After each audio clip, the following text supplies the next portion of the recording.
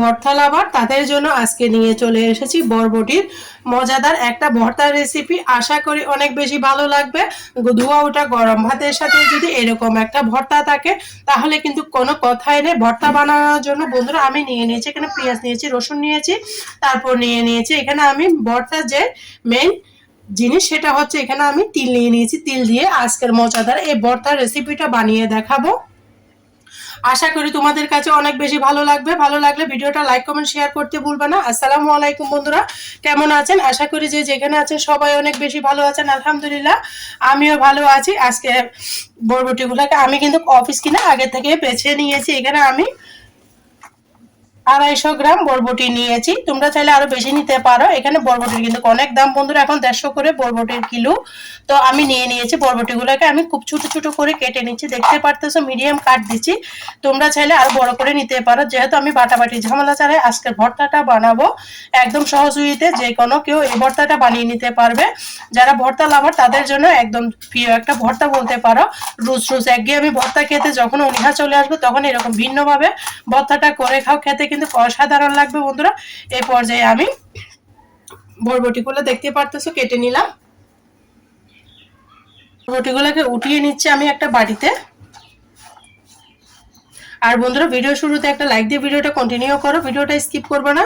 Skip করলে বুঝতেই পারবে না আমি কিভাবে এই সহজ ভর্তাটা বানিয়েছি। এগুলো আমি ধুয়ে নিয়ে আসতেছি বন্ধুরা, সাথেই থাকো, পাশে থাকো, দেখতে থাকো।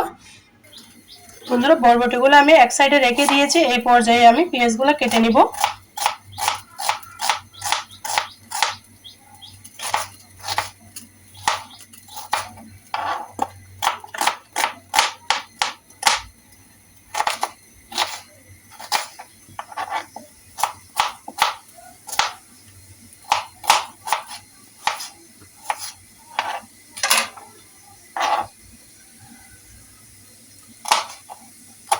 পেঁয়াজগুলোকে আমি কেটে নিয়েছি। এই পর্যায়ে আমি কাঁচামরিচ দুটাকে আমি কেটে নিয়েছি, সাথে শুকনো মরিচ দেবো, কারেন্ট মরিচ দেবো, অনেক ঝাল হবে সেজন্য আমি দুটা কাঁচামরিচ দিলাম।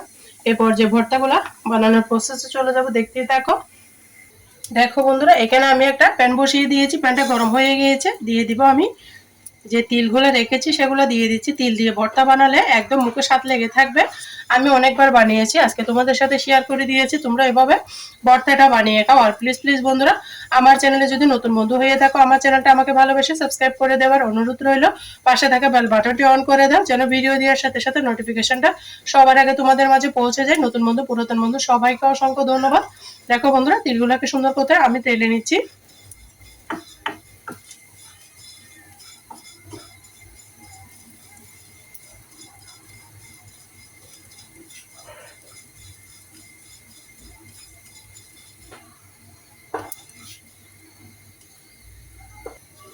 দেখো বন্ধুরা তিলগুলো টালা হয়ে গেছে। এই পর্যায়ে আমি একটা বাটনাতে উঠিয়ে নিচ্ছি।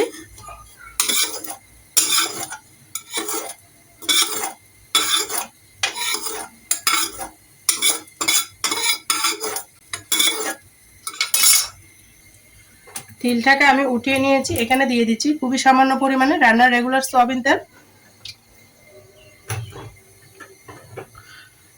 বন্ধুরা আজকে ঝাল ঝাল করে এই ভর্তাটা বানাবো। দেখো আমি এখানে 5-6টা মরিচ দিয়েছি, কাঁচা মরিচ, শুকনো মরিচ, এগুলো কিন্তু অনেক ঝাল, কারেন্ট মরিচ বলতে পারো। এই মরিচগুলো দিলে ভর্তা প্রচুর ঝাল হয়।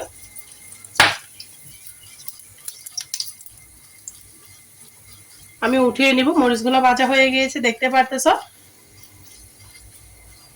ভালো করে কিন্তু মরিচগুলোকে ভেজে নিতে হবে যেন ভিতরের বিচি সহ সিদ্ধ হয়ে যায়।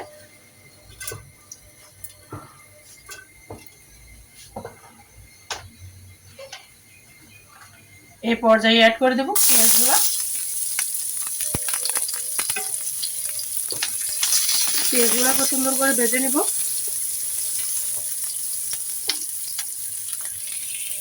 দিয়ে দিব আমি এখানে কয়েকটা রসুন।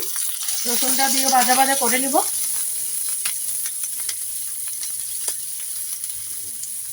তারপর দিয়ে দিলাম কাঁচামরিচগুলো, দিয়ে কাঁচামরিচ সহ ভেজে নিব। আর বন্ধুরা কে কোথা থেকে ভিডিওটা অন করেছো অবশ্যই ছোট্ট একটা কমেন্টসে বলো, তাহলে আমি সবাইকে ধন্যবাদ জানাতে পারবো। দেখো বন্ধুরা পেঁয়াজগুলো কিন্তু ভাজা হয়ে গিয়েছে, পেঁয়াজ রসুন। এই পর্যায়ে আমি উঠিয়ে নিব।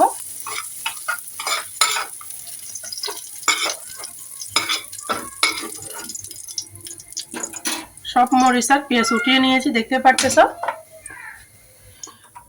এই পর্যায়ে আমি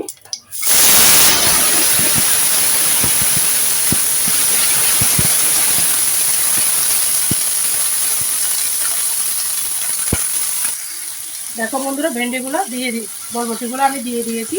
দিয়ে দেবো খুবই সামান্য পরিমাণে হলুদের গুঁড়া, যেটা সুন্দর কালারে আসে সেই জন্য। তারপর দিয়ে দিয়েছি সামান্য লবণ, দিয়ে একটু ভাজা ভাজা করে নিব হালকা তেলের মধ্যে, দেখতেই পারতেছো। এইভাবে ভেজে ভেজে নিলে একটু বরবটির একটা আস্তে গন্ধ থাকে, সেটা কিন্তু কাল লাগবে না বন্ধুরা।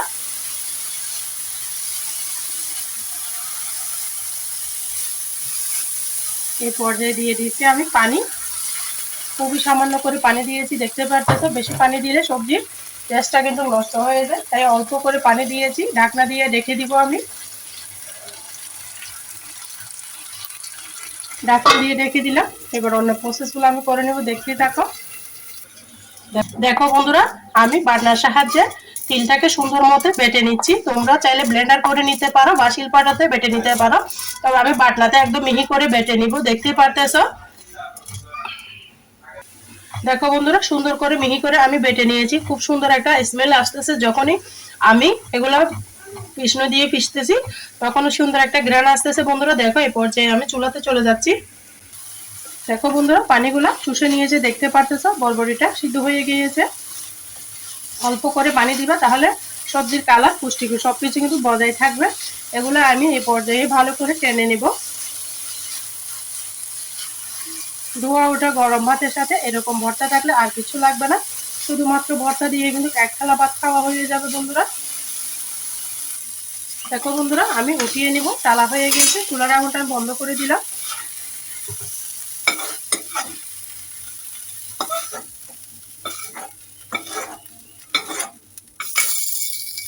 দেখো বন্ধুরা বরবটিগুলো আমি সুন্দর করে নিয়ে নিয়েছি। এই পর্যায়ে একটা বাটনাতে সুন্দর করে বেটে নিচ্ছি, দেখতে পারতেছো একদম মিহি হয়ে গিয়েছে। এভাবে মিশিয়ে না বাটলে কিন্তু তিলগুলা ভালো করে মিশতে চাইবে না, তাই গরম গরম অবস্থায় এভাবে সুন্দর করে মিশিয়ে নিবা, তাহলে তোমাদের সুন্দর করে তিলগুলা ভর্তার সাথে মিশে যাবে। কতটা সুন্দর ঘ্রাণ বের হয়েছে বন্ধুরা। তোমরা যদি বাসায় বানাও তখনই কিন্তু সুন্দর স্মেলটা পাবে, না হলে কিন্তু পাবে না। পাটাপাটি ঝামেলা ছাড়াই বলতে পারো এই সহজ ভর্তাটা।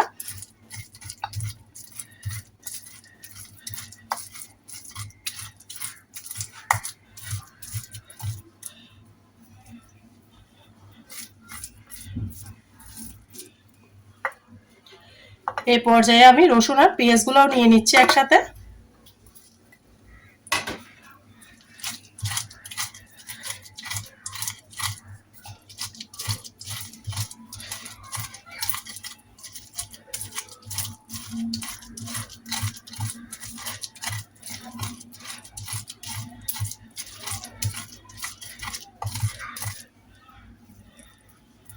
দেখো বন্ধুরা হয়ে গেল।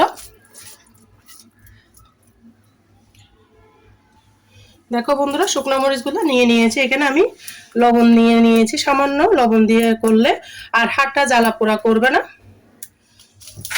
ওইটা অবশ্যই হাত দিয়ে করতে হবে, তাহলে ভালো করে মিহি হয়ে যাবে।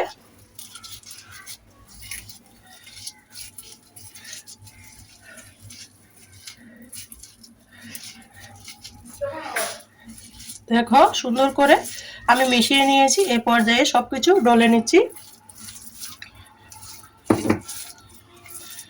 কতটা লোভনীয় লাগতেছে, কার কার এরকম ভর্তা পছন্দ অবশ্যই আমাকে ছোট্ট একটা কমেন্টসে বলবা।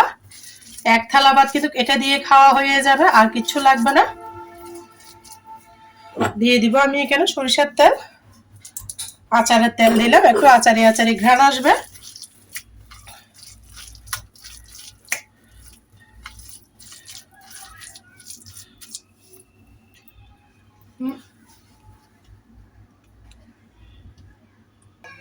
দেখো বন্ধুরা আমি ভর্তাগুলোকে পরিবেশন করে দেখিয়ে দিচ্ছি কেমন হয়েছে। একটা প্লেটে নিয়ে নিলাম। আর এই বাটনাটাও কিন্তু দেবো না, এটাতে আমি ভাত মুছে খাবো।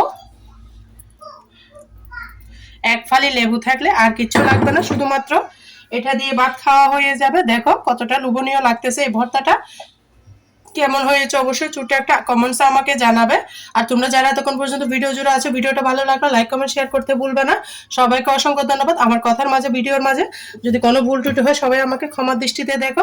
সবাই ভালো থাকো, সুস্থ থাকো। আজকের মতো এখানে বিদায় নিচ্ছি। সবাই সবার জন্য বেশি বেশি করে দোয়া করো। আল্লাহ হাফেজ। আসসালামু আলাইকুম রহমতুল্লাহি ওয়া বারাকাতুহু।